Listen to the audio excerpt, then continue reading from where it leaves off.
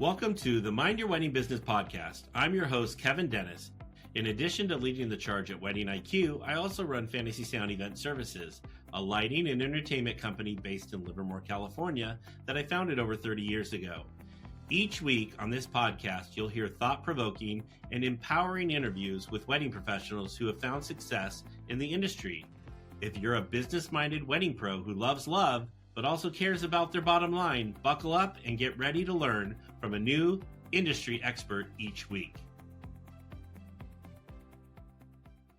All right, folks, welcome to another episode of Mind Your Wedding Business. I'm here with Nora Culley, and she's here to talk to us today about forecasting where the industry is headed. But Nora, before we do that, please introduce yourself to our audience and tell us a little bit about you and how we got you here today. Hi, Kevin. Thank you so much for having me. Of course. So I own Engage with Nora, which is a wedding planning design firm based out of Cleveland, Ohio. We specialize in statement-making weddings for cool couples. So oftentimes our couples are looking for really unique experiences for their guests, and they call us. So we get to be innovative and think outside the box and think about where weddings are going instead of where they've been. No, I love that. All right. So Nora, you launched Engage with Nora in 2020, which, right as the industry was in the middle of that, but we don't want to talk about that word anymore. So Yep. how did that timing shape the way you built your business and your team? Yeah, it was actually a very interesting experience because before COVID, and before starting my company, We don't talk about that word. I know, it's a fair word here. But before 2020, I worked in hotel blocking and then catering. And catering was where I was when, the world shut down. And obviously there were no events, so I got furloughed. And while I was waiting for my job to reappear, some people in the industry put out feelers and were like, "Hey, are you gonna take some like side planning jobs? And we think you could be great at this." And I decided to take the big step and launch my own planning firm in October of 2020. And originally my goal was to have 12 weddings total across the company for 2021. But what happened is because I was already working in the industry here in Cleveland, I was well known and I had lots of amazing relationships with local planners here. So when I started my company, all of these planners who couldn't book 2021 couples because their 2020 couples had rescheduled, they started just referring all of their new inquiries to me. So our first season, we had 64 weddings. Oh, wow. Which was a big, overwhelming experience, to be honest, because we were just kind of not saying no to anybody. I was like, we'll do it. We'll do it. We'll do it. I'll keep building the team until we have enough staff to handle the number of events that are coming through our doors. But in the same time, because the pandemic was still going on and things were uncertain, there were a lot of changes to the industry as a whole. So when I launched my company, I was creating our systems and processes at the same time that the industry was shifting. So it actually put us a little bit ahead of some other companies because they were playing catch up, whereas we were setting foundation with where the industry currently was. So things like, Zoom and Google Meets and having a lot more online resources for our couples, batching meetings so that we're spending 1 or 2 days with them at a time instead of having to meet with them multiple times a month. And it really kind of launched us into this new style of planning and this new generation of client that has a little bit of a different focus than previously. I love that. So it just sounds like a whirlwind, and it was almost like a perfect storm for you. So it was really kind of an interesting way of looking at it. So Yeah, like, it was lucky, but also overwhelming. yeah, no, I mean, there's lots of not good stories that have come out of that, pandemic, and it's nice to see that there was a positive story. So, Absolutely. all right. So how are you seeing couples' priorities change regarding their wedding experience versus like traditional traditions or aesthetics? Yeah. I think we're finally over the hump of the Pinterest wedding. I think Mm, we're getting away from it. Now we're seeing TikTok weddings. yeah. Trends are happening on TikTok, trends are happening on Instagram, and people are really looking for innovative and unique experiences for their clients. I will say we've seen a trend in lowering of guest counts, which I think is still, a part of the pandemic aftermath. But Mm, I think that it's actually a good thing for this industry. I mm-hmm. think having smaller, more intimate, more intentional events is better for everybody involved. I Mm, think everybody in this industry has worked a 400-person wedding at some point in their career. And even the best planned, the most expensive, the best teams coming into those events, it still feels a little lacking in a way. mm-hmm. You don't feel like you're being served as best as you could be. You don't feel like you actually get to interact with many of the people around you or with the couple of honor or their family. And so, what we're seeing in the inquiries that are coming through our inbox specifically are for weddings under 100 guests, Oh, wow. which is not technically a micro wedding. I think micro No. weddings are typically 30 and under. And then, you have like your more moderate size, which are your 50 to 75 range. But a lot of our clients are in that 100 to 150 range, which if I go back to, when I was working in catering, average was 200, 250, somewhere in there. Especially here in Cleveland, we got a lot of Irish, a lot of Italian, a lot Mm-hmm. of Ukrainian families, so they're very large and everybody has to be invited. But I think that people are being a little bit more stingy with their guest list now, which means that we're doing quality over quantity. Oh, okay. Yeah. And it's interesting because I'm in California and our guest counts are starting to slowly creep back up. Yeah, So yeah, interesting. so it's kind of an interesting because I think that's the biggest thing. No matter where you are in the country, I think we go through different pockets at different times. So it's kind of interesting. Absolutely. So, all right, Yeah, are there industry shifts that you think vendors should start preparing for now to stay competitive in the next few years? absolutely.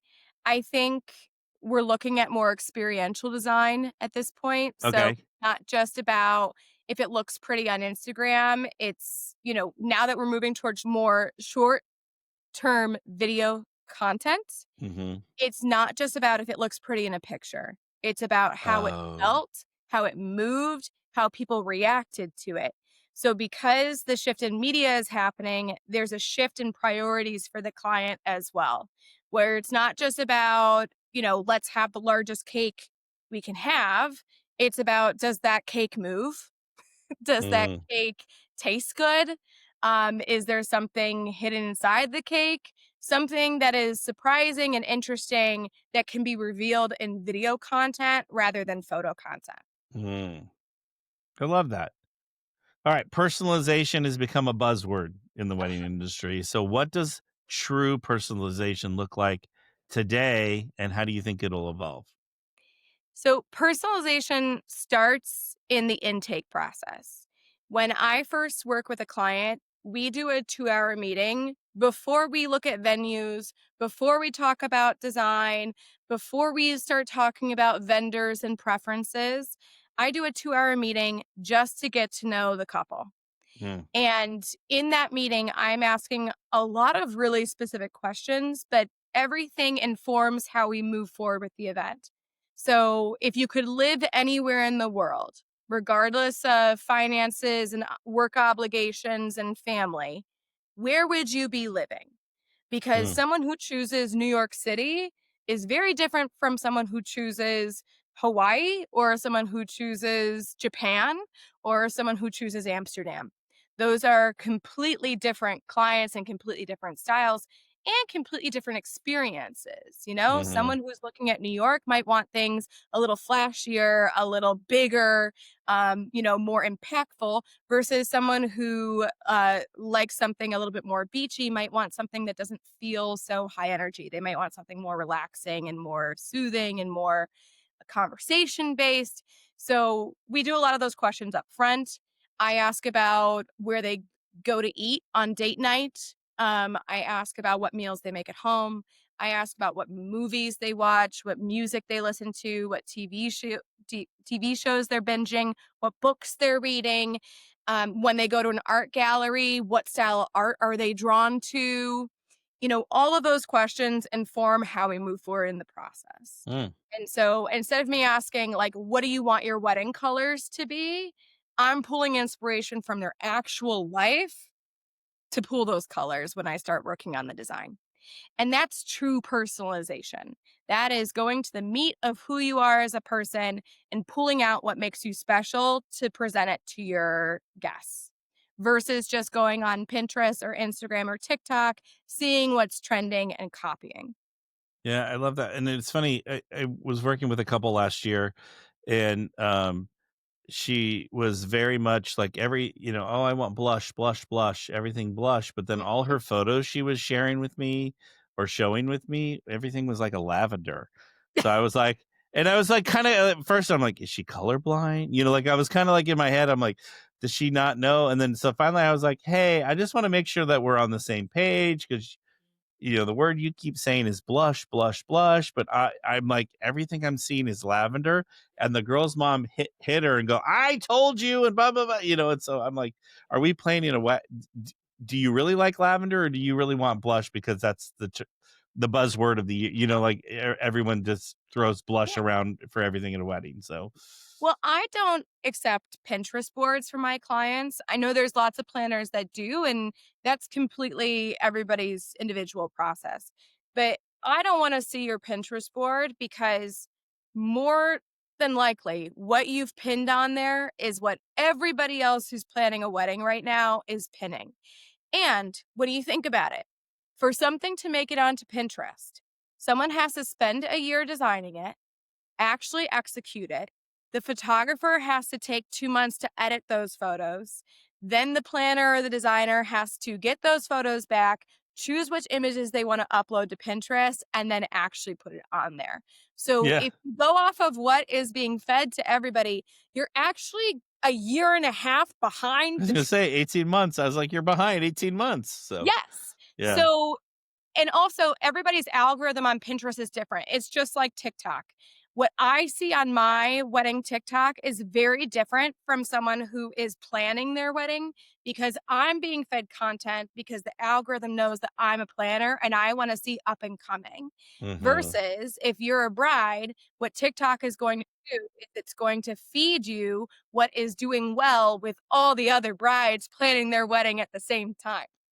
So Hmm. ultimately, you're going to end up in this generic place where nothing is actually personalized to who you are or what you want. And then the same thing comes down when you're talking about lavender versus blush. Sometimes when people show me an inspiration photo, I see something different than they do. So you could be sending me a picture of a bouquet, and I'm looking at the varietals and the texture. And you might be looking at that and saying, I like the size and the shape and the color. Hmm. So when everybody sees different things when they see reference photos, so it's very important that if you are going to share inspiration, you're clear about what you like about that inspiration so that Mm. whoever's planning or designing for you knows what you are looking for. I think that makes sense, and it's funny that you said, everyone sees something different, and it's like food. Like food ends up becoming, such a crazy, like when they go to start making their food choices, it's like everyone likes their food different. Like go to a restaurant, and that's exactly what happened. So it just cracks me up when you said the choices because I'm like everyone loves things so different, you know.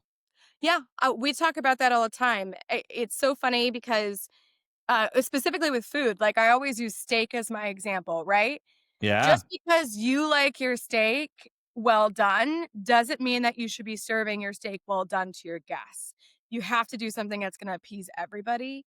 And you may have some guests that are like, I can't eat this. It's too well done. And then you might Hmm. have other guests that are saying it's not It's done not enough. done enough. Yeah, no, Yeah.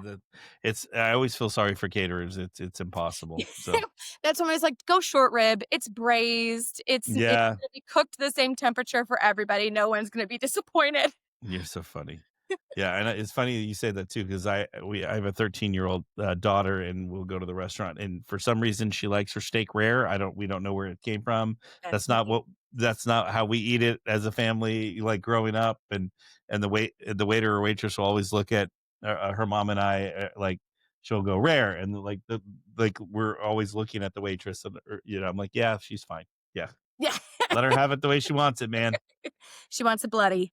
That's right. All right. So we were talking, mentioning Pinterest and stuff. So let's dive into a little bit of technology. So, like, how do you see the role of technology continuing to change the planning and the guest experience sides of weddings? I mean, I think with the integration of AI in this industry, we are going to see a huge tech boom in the wedding, Hmm.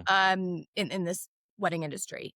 I already have 3D rendering floor planning software that is game changing for my clients.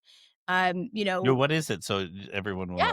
know. So Triple C just acquired Mary, Okay. Merri. Oh, yeah. Uh-huh. And Mary allows you to go through and choose your linen color, choose your centerpieces, choose your draping, your lighting fixtures, your hanging florals, your china, your flatware, your glassware, your menu card, your chair, everything like Mm, that. So we're now at the point where once I get through the design deck with a client, we're doing a digital rendering in their actual venue space mm, so they can see what they're choosing.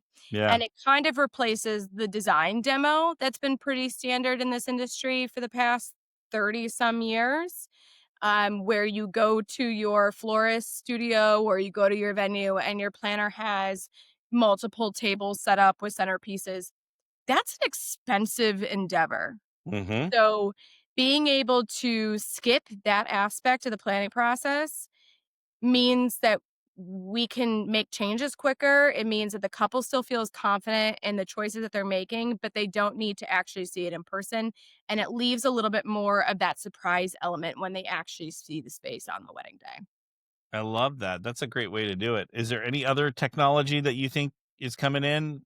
Yeah, I mean, I think wedding websites are going to be the future. I already have a lot of clients who are switching to digital save a dates, digital invitations. I I know j- I that's still think you need to mail out an invitation, but I don't mind a digital save the date. I will yeah, say that. yeah. And a lot of the wedding website companies right now are integrating a lot more communication aspects with the guests Oh. that if there is a change on the wedding day or instructions that need to be sent, you can email or text directly with your entire guest list to make sure that everybody ends up in the right place. So, like, we had a private residence wedding a couple months ago, and we had sent out specific parking information because obviously it doesn't have a parking lot, it's a private home. Um, and the days leading up to the wedding, we sent 3 more messages directly to the guests, instructing them on where to park, how to park, and that entire situation, so that nobody showed up to the wedding upset about the Mm, logistics surrounding that. They were well informed ahead of time. I had this wasn't one of our clients, but, a planner friend of mine, there was a power outage at a venue, and the venue didn't mhm. have a generator, which Happens. venues, please have generators, thank you. But they had to redirect all the guests to a different space. Mm, So they went on their wedding website and they sent a mass text message out to the entire guest list saying, "Hey, the reception is now taking place at this location. Please go there. Do not go to the original location on the invitation." yeah, So I think those kind of integrations we're going to see more and more and more of. And then on the business side, automations are the heart of our entire inquiry process. yeah, We use Honeybook for our inquiry, proposal, and contracting, and they have awesome automation so that as soon as somebody submits an inquiry, they're immediately getting an email from us saying, "Thank you so much for inquiring. Here's a link to schedule a consultation. Here are our packages. Want to learn more? Click this link." And we found that people are so much more responsive to that than when we were hand writing, even if it was an email template, when we were personalizing each email to the client, because if people are shopping right away, they don't want to feel the pressure. They want to be able to take their time to review materials, see if it's a right fit, and schedule at their leisure.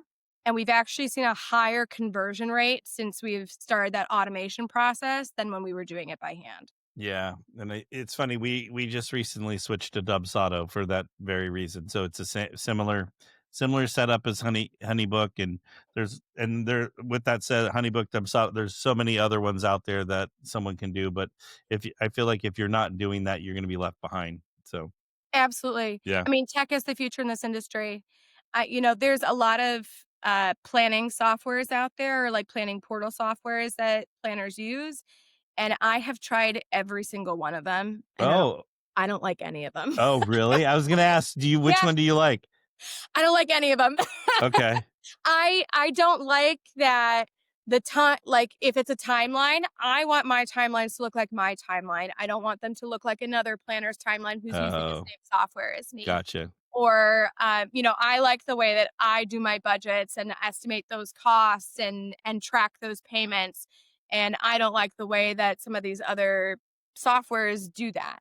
So we do everything in Google Drive currently just because of the customization aspect of that. Yeah. But with Google Agent Space coming into play, the world's going to open up where we essentially can build our own software in Google and house it for our clients. Well, there you go, because that would be. I mean, and it can't get here soon enough. Because it's funny you say that, because I use, because we do rentals, lighting, decor, drapery, so we use a rental software, and it's the best of the worst, and so and we've tried, like, that was one of the things that we were doing during the pandemic, was trying to find a new software, because what better time to change than when there's no events going on, Right. kind of thing. And we literally, like, went through like 5 to 6 different demos, and kept coming back to, like, this is the best of the worst, like, it's still not great, it's still not going to be perfect, but it's better than nothing. But anyway, Yeah. Well, I you can tell in a software if somebody in the industry made it or not. yeah, and that's the nice thing with the one that we have, is that there are industry people that made it, but they're not techie, so they're having to, like, get Bring the in the people yeah, and that it's why I just went to a training. I just went to a training for it, a 2-day training in Orlando, actually. And the nice thing is when we were sitting in the room, there was about 80 of us users in there, and they were all like, "That's a great idea. Let me bring that back." So at least they're open to constantly improving the platform, which I mean, can't beat that. So well, you have to. And I think a yeah, lot of these softwares start off as kind of grassroots, like they're a, us something built by the industry, and then they get bought out by a larger software company. which I And think that HoneyBook did, right? which Honeybook, Yeah, well, Mary used to be independent and then Triple Seat bought them. yeah. Somebody else just did the same thing. And my biggest thing is that as soon as a software company buys it, I kind of hate it. No. Well, yeah, and I think it's like Cvent, which is used a lot in corporate Yes. America. Yeah, I used Yeah, to work they event. Yep. they bought Social Tables, and they bought, they bought a couple other thing. I forget what else too, but yeah, you're right. They grow. It's funny. I remember when Honeybook just started, and it was all the rage, because it kind of started here in San Francisco Bay Area, and so they Nice. were really pushing it to all of us, and then it grew out to be, kind of an industry standard out there right now. So Yeah. anyway, Absolutely. all right. So with younger generation of couples entering the market, what new expectations are they bringing to the table that pros really need to pay attention to? I think the biggest thing here is the way that they communicate. And my team, we talk about this.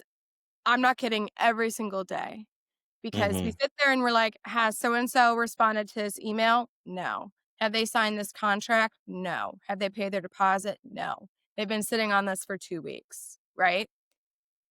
And I think what Gen Z couples in particular are looking for is quick form messaging.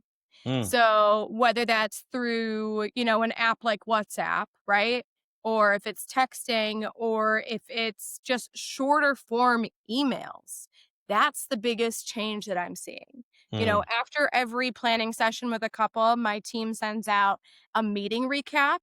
And typically it's 8 to 10 items long with here's what we talked about, here's what we decided, here's what we're doing for you, and here's what you need to do for each Mhm. one of these, right?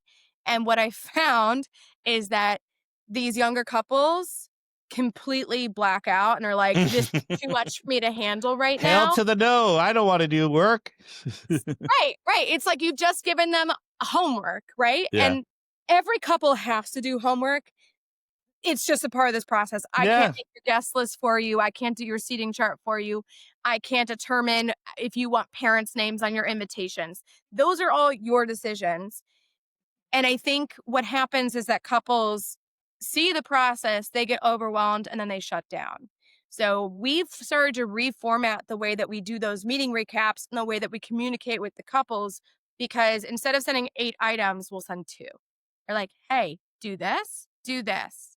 And Mhm. then we see a much better return rate on those emails because they're not just looking at it on their phone and being like, "Oh, paragraphs and paragraphs and paragraphs." And that's the other thing. These couples are working off their phones. I was They're just not gonna say that I think you brought up the main point. It's scrolling on that little screen. So I think a lot of people need to check their inquiry responses, everything.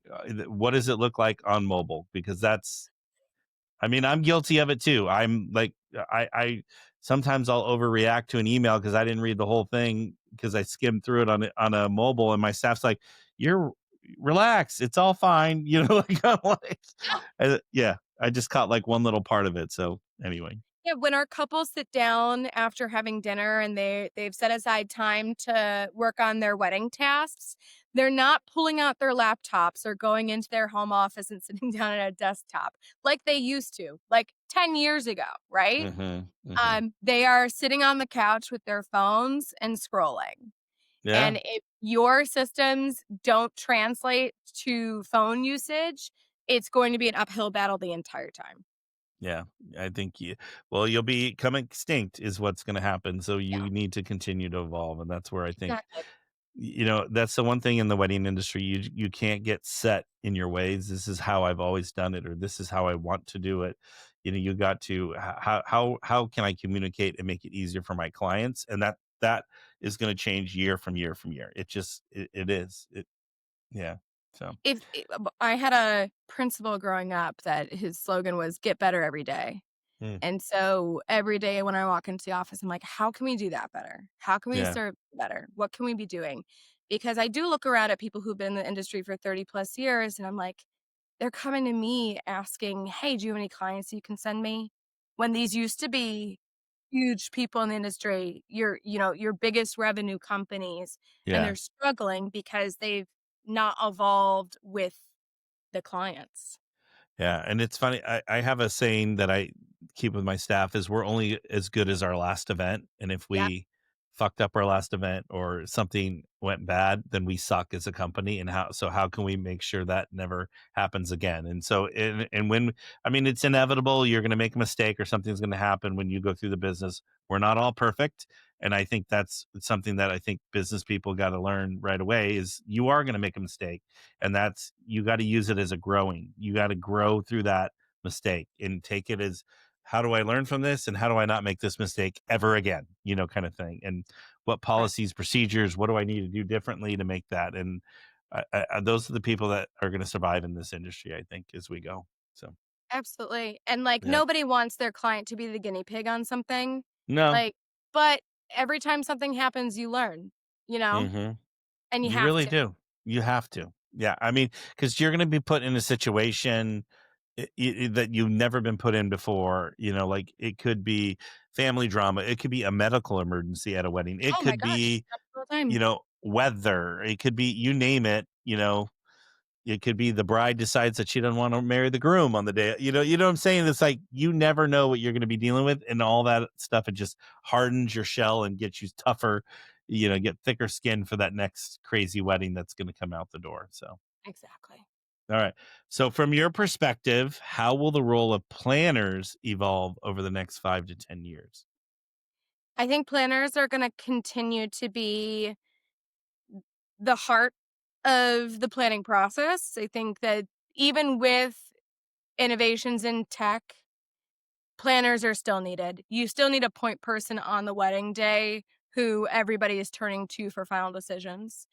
I think that the way that planners work with their clients is going to change, though. Hmm. I think everything's going to be a lot more virtual. I think that the mid to lower tier planners are going to see a lot of virtual planning, which we're already seeing, where you Hmm. actually aren't executing the wedding day at all, but you do the planning for the client remotely. I've So heard about this, and it's so intriguing to me. Yeah, I just can't imagine doing that, but okay. it's I'm just crazy.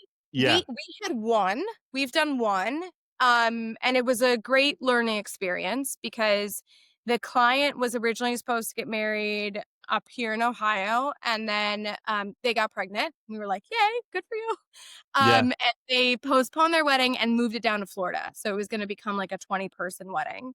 And I said, "Listen, you've already paid a deposit with us. I am more than happy to customize a package for you based off of this new direction that you're taking the wedding. So your options are that we can continue to plan with you up here, and then you can fly us down and we'll execute this 20-person wedding, which is a huge expense, right? yeah, Or we can plan everything for you and then we can turn it over to the vendors down there." yeah. And we did that and it was fantastic. Was I having heart palpitations Oh, the 100%. day? Yes. Yes, but it just required a lot more communication with the vendor team. So instead of us having more like client-facing meetings with the vendors, it was a lot of B2B meetings, Mhm. just being like, "Hey, this is how I have this set up. This is how this needs to transition. The bouquet is going to be delivered here, so make sure that you have her room number. I'll text you that the night before."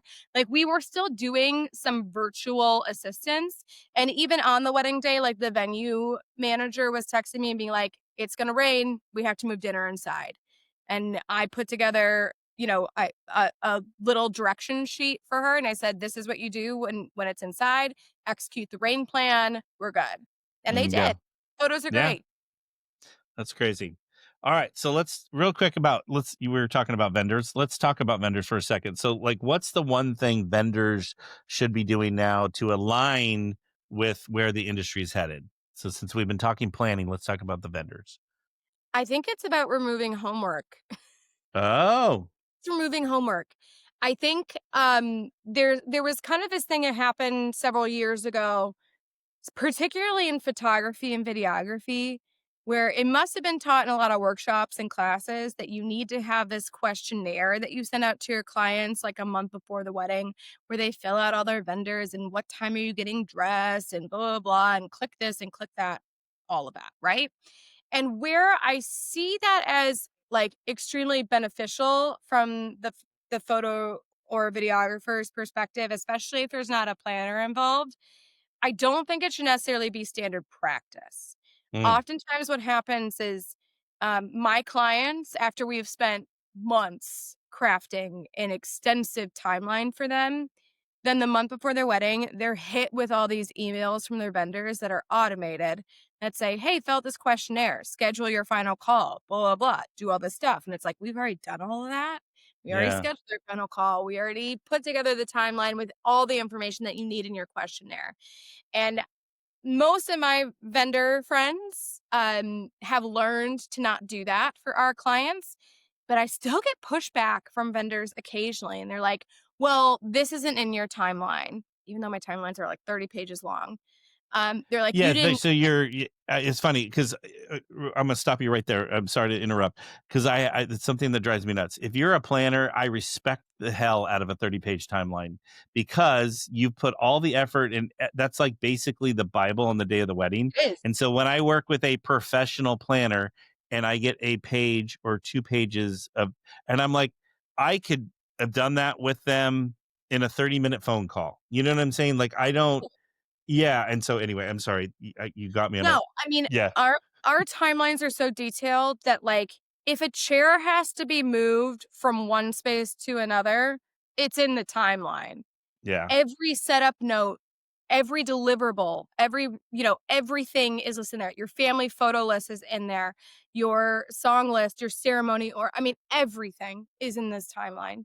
So it really bothers me when I've put in all this effort to craft something, keeping you in mind as a vendor, and then you completely disregard my process to No, yeah. automate yours. Yeah, no. That's That's a big no-no. I don't well, and that's the thing I think where people mess up. It's like me as a vendor, if I want to work with you, I need to learn how you work and I need to learn how we can work together. And where I'm making it easier for you and you're making it easier for me. Like you're going to get a lot of that information ahead of time. So why am I asking for that information already? Because I know Nora and her team are going to deliver me that information. I don't need to do that. I just need X, Y, and Z that Nora doesn't go over. You know what I'm saying? Yeah. Could Yeah. be, and also, I probably still know the answers to that, even if it's not in the timeline. So send me those questions, and if Yeah. I don't have the answer to them, I'll communicate with the client. Planners are hired to be the middlemen, right? Yeah. Very few of my clients communicate directly with their vendor team, and it's built that way for a reason. Yeah. Everything flows through us so that nothing is lost in communication, no one's confused, and everybody is happy. Because just like Yeah. we were talking about with these Gen Z clients about being overloaded with homework and information, when you have a team of 20 vendors all emailing them separately, they're going to shut down completely. Yeah. They're not answering anyone. No. So it might as well funnel through me where I know they know to answer my emails, Yeah. right? We could probably open up a whole I know. rabbit hole. I mean, no, it just I totally respect, like, there is a gentleman that I've worked with for years, and his timelines would be 40, 50 pages. I mean, because it was who, what, when, where, how, and why. I mean, was covered in every little thing that needed to be covered in the timeline. And when I get these little 1 page, 2 page, timelines, and I'm like, what are you doing? Like, what? Like, I could probably put that together in 20 to 30 minutes with the couple and deliver the same product. So why are they paying you so much money to do work anyway? So And every time we have an event, that template that we use gets updated yeah. No, every single well, time. yeah, because you're learning and you're growing. Again, that's what I'm it's like, "Oh, about. it'd be helpful to list the Hmm. appetizers here so that I don't Yeah. have to go back and look at the BEO to confirm that we have the same appetizers," Yep. right? Like, it's those little details that allows everyone on the team to settle into their area of genius and focus knowing that there's someone with an overview on everything. Well, yeah, and it's something. I mean, if something were to happen to Nora the night before, someone can take that little timeline, which is like the playbook of the wedding, and Yep. run with it and execute the whole wedding. So, Exactly. Yeah, yeah, I shouldn't have to be there no, if the timeline is correct. yeah, and that's where I think a lot of planners mess up. So, all Absolutely. right, we're done with our tangent, but we're moving on. So, all right, Nora, looking ahead, what excites you the most about the direction weddings are taking?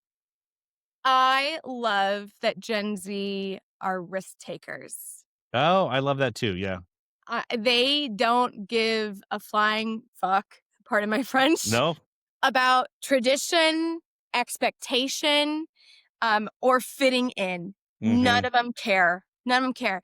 So what we're seeing is a lot of bold and statement making choices from the couples. And I think that should be exciting to everyone in this industry because we're all in this industry because we have some kind of creative heart, right? So I don't want to do the same wedding over and over. Kevin, I'm sure you don't. It drives me nuts. I hate doing the same wedding. It's like, oh, rinse, repeat, rinse, repeat. We can do, and there's no fun. It gets boring really quickly. And as soon as you get bored, that's when you get complacent. Hmm. So I like that Gen Z is like keeping us on our toes, making us think through things and do a lot more research. I'm getting asked for things that I never thought I would be asked to research and find for my couples. And that whole process is extremely interesting to me. That's why I do what I do. I love researching. I love creating something that no one's done before. I love out of the box and unique experiences. And this generation is down for it. Yeah. And I think they're also completely open to mixing it up in terms of structure. We're getting a lot of couples asking for multi-day weddings. Mm-hmm. And I don't mean like welcome party and then wedding day and then brunch. I mean ceremony on Friday, reception on Saturday with an after party and a pool party on Sunday. Mm-hmm. Like that is what they're looking for because I think this generation is seeing that to fit all of this into one day is Or kind of in stupid. into 5 hours. It's really, I mean, yeah, yeah. You're going to spend all this time, all this money on one day Mm-hmm. when you could spread it out and spend the same amount of money and Yeah, have a complete experience for your clients and also have more of a peaceful experience for yourself. I yeah, think we've all seen a couple go through the day that feels chaotic and feels like they're being pulled in a million different directions and isn't actually in the moment at any point. They're worried about what's coming next and is this okay and do we have time for this and no, we got to cut that short because we got to get on the bus and there's a concert downtown and there's traffic, yeah. right? But when you space out the events over a weekend, it allows your couple to sink in and be truly present. It's funny. I have a bad joke, and I tell my couples this. I'm like, you want to have fun at a wedding, you need to be a guest at someone else's wedding. Mhm. Like, you're going to enjoy your wedding, you're going to have fun at it, but you're not going to be able to enjoy it. And I'm a big guest experience, like making sure guests. That's what it's all about. It's guest experience, making sure they have fun. And so you don't, unfortunately, as a couple, you don't get to experience all the stuff that your guests that you plan for them because you're too busy doing photos and being pulled in different directions and having to entertain and be the almost the host. I mean, they're still not the host, but you know what, you're the stars of the show, so to speak. And it's next to impossible to really enjoy everything because you're pulled so many different directions. So Yeah. it just like I mean my wife and I got married, this will be like 17 years ago, but Congrats. um the one thing we were going through is like we were going through to say hello to everyone at the tables, and she's very shy. And I'm like, let's go. And we're going together and we're just trying to say hello to everyone. We had 220 guests at our wedding. And so, and her damn, like work friends took her from me and like took her one way. And I'm like, we're working that, like we like agreed we're going to go through this systematically. And what happened? And now I'm back. So I was walking up to tables of people I didn't even know, go, hi, I'm the groom. I'm Kevin. Nice to meet you. Thank you for coming to my wedding, because it was like her parents' friends or who like people, that you don't know. But And yeah. imagine if you didn't have to do that. Yeah. Imagine if you could actually have an organic experience with everybody at your event because you didn't try and cram it into 5 hours. Yeah. I think you're onto something, Nora. All Yeah. right. All right. So we're gonna wrap it up. We're getting there on the time limit here. But so if you, Nora, could give one piece of advice to wedding professionals who want to future proof their business, so future proof, what would it be? I'm putting you on the spot. We're gonna end with the bang here. I would say don't get comfortable. Oh, I love that. I think that's it. If you're not innovating, you're falling behind. So don't rest on your laurels. Don't rest on the paperwork you've had for 5 years. Every winter, because winters are off season here, um, every winter, my team and I sit down, we look through all of our paperwork, all of our processes, and we refine. And Mm-hmm. we go, what can we do better as a team? How can we better serve our clients? And what are our future clients going to ask that we don't already have? And Oh, I think that is the single biggest thing I can suggest to any vendor in this industry, whether if you've been in it for 1 year or 30 years, just continue to innovate. I love that. And it's funny you said winter. So the biggest thing I learned being the WIPA national president, I got to do it twice actually for 4 years, but is I got to go visit other chapters, right, and visit other areas, and that for me that was the best education I got, because how you do weddings there in Ohio is going to be completely different than Phoenix, because I learned summer, bad, Yeah. hot, like, so everybody has their own wedding season, if that makes Mhm. any sense. And it's different across this great nation of ours. It's so different wherever you go. I, being from California, and we believe it or not, we do weddings year round here. And I Of course you joke, well, it just, but it with that said, we have a bunch of outdoor venues. And so we get busier once the outdoor venues come back online. So Yeah. that's like your April-ish time and all the way through about October. So and those, but then, so then come November, weddings start to slow down a little bit again. And but we do every month at least multiple weddings every month. And so it just, it is what it is. It just, Yeah. And every yeah. every market's different, you know? I mean, in Ohio, we have a clear on season and off season, Yeah. which is good and bad. I like having on and off so that you can kind of separate and refocus, but it's also bad because when it's high season, it's really high. You're talking Yeah. No. you know, Yeah. Cause weddings a you're month just fitting kind of it all thing. in. Yeah. No, So it's crazy. pros and cons, but whenever you get a break in where your business is throughout the year, because everybody gets a break at some point. Hmm. Wherever your break is, that should be where you look internally and you evaluate. And it's so randomly this year in California, we normally like July will slow down a little bit because it starts to get a little hotter here, right? But we, it was like there was venues that we work at that had 2 events, and everyone around in the Northern California are like, "Where are all the events? What's going on?" Like Mhm. freaking out. Calendar turns to August, and now we're like, we're all going nuts again. You know what I'm saying? So it was kind of like random, but it was like that was just not normal for all of us. And we all thought the world was ending, like the wedding industries were Everyone ending. freaks out when Yeah, bookings we go did. down. But this year it was, usually February is a little slower. And now it's July. February and July are a little slower I mean, there's still events, but not like we're not killing ourselves, like you said, when it's high time. So Isn't that nice though? You have 2 no. times a year where you get to kind of take a second, recenter, and prepare for the next half of the year. Yeah, Like, that's beautiful. yeah, and people need to plan accordingly and do that right. So, Correct. all right, I loved your advice. Okay, so before we wrap up, I like to ask everyone just kind of what kind of app they like or what they're using right now, or something that might help other wedding professionals. So, Nora, it doesn't even have to be very revolutionary. I think. Trust me, it's not. Okay, I love it. So since short form content is king, Uh huh. my team, we rely on Photo Circle. Have you heard of Photo Oh, Circle yes, before? I have. Yeah. So every single event we do, we create a photo circle for our team and we send it out after the event's complete. And every single member on our staff takes photos and videos throughout the event. And So uploads it. essentially, we have a library of content that we can use on TikTok, on Instagram, and also sometimes we share that content with the couple. Um, Oh, there's like beautiful moments, or if we have the room reveal and their video's not done yet, right? Like we can give them a bit of a behind the scenes or sneak peek of what their day actually was like from our perspective. So it's been really beneficial. People love it.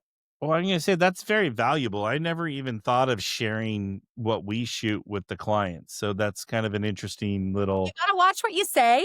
No, yeah. Video, you gotta watch what you say a little bit, and you have to make sure that the content is, high quality enough that the client is going to be happy with it.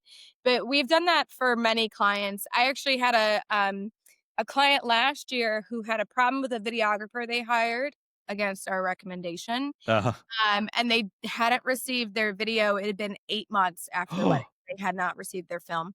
And of course, we got involved. But in the meantime, I was like, let me share our photo circle with you so you yeah. have our videos. Yeah.